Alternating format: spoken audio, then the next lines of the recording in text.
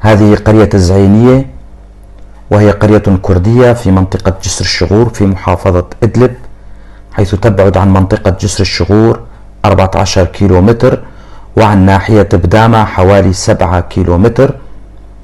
عدد سكانها حوالي 500 شخص، كلهم كرد، لكنهم لا يتكلمون الكردية للأسف، بالأحرى نسيوا لغتهم الكردية.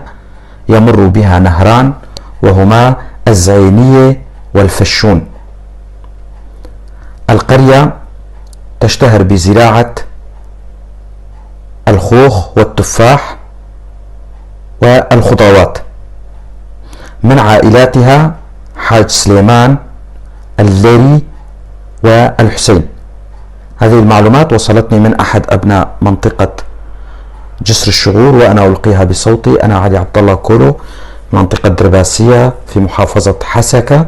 أتمنى كما يتمنى كل الكرد الناطقين بالكردية أن يتكلم أهلنا في جبل الأكراد، منطقة جسر الشغور، قرية الزعينية بلغتهم الكردية، أن يتعلموها ويعلموها لأولادهم، فلغتنا الكردية مثل باقي اللغات هدية من الله، وعلينا أن نتعلمها وأن نسمي أولادنا بأسام كردية. دمتم أهلنا في قرية الزعينية.